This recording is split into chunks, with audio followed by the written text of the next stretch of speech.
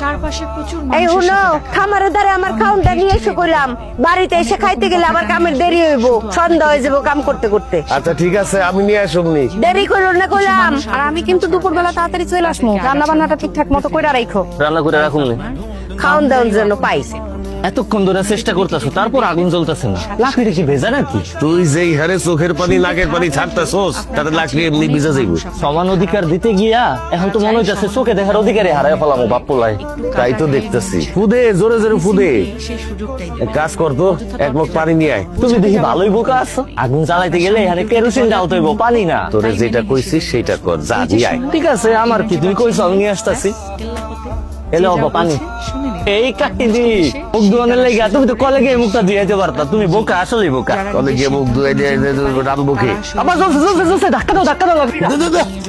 ভাবি, ও ভাবি, আপনি কে? কিস্তি আলি ভাবি কই? আপনি আলিপের বউ না? হ, কিন্তু আপনার বউ কই? বাপের বাড়িতে গেছে, ভাই আহে নাই, আপনি এসেছেন কেন? প্রত্যেকদিন কি আপনার ভাইরই আসতে হইব?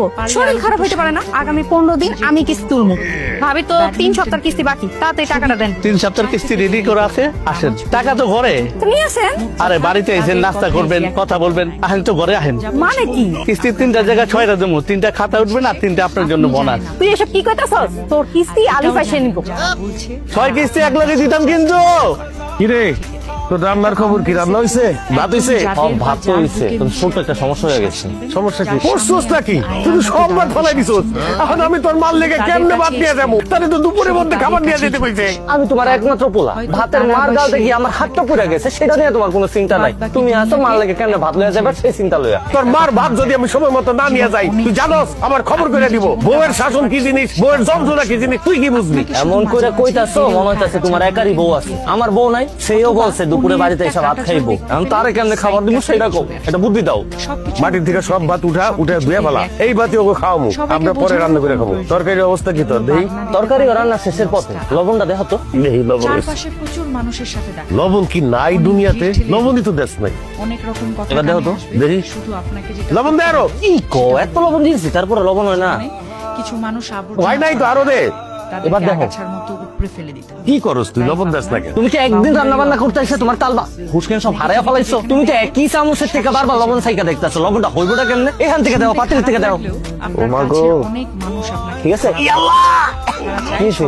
এত লবণ দেয় মানুষ? কি কইতাছো? তুমি নিজেই তো আমার লবণ দিতে কইলা। লবণ দিছস তুই? তাহলে এখন কি করো? পানি দে, বাইন্ডাম বাইন্ডাম। তর্কে যাবে। কি করলি তুই? তুই কি এই তরকারির মধ্যে গোসল করবি? এত পানি দেয় কেউ? তুমি তো আমার পানি ঢালতে কইলা। তোর মার সামনে তো আমি মুখ দেখাইতে পারুম না, লজ্জায়। খালি মার কথা লয়ে আইছো। আমি আমার বউয়ের সামনে কেমনে মুখ দেখামু? তোর বউরে তো আমি কিছু কইলে সে মুখ খুলবো না। তোর মার সামনে তো আমি মুখ খুলতে পারুম না। তুই কি তোর মারে বুঝাইতে পারবি? কথা কোনের দরকার নাই, কিন্তু মারে আমি বুঝাই রাখবো, তুমি চিন্তা করো না। এগুলাই দিয়া দে, এগুলা লয়ে যায়। আল্লাহ জানে আজকে কি কবলে সেই আছে। সময় গাছ লাগান, ঘুরে আসুন, রং তুলি নিয়ে মনের মতো ক্যানভাস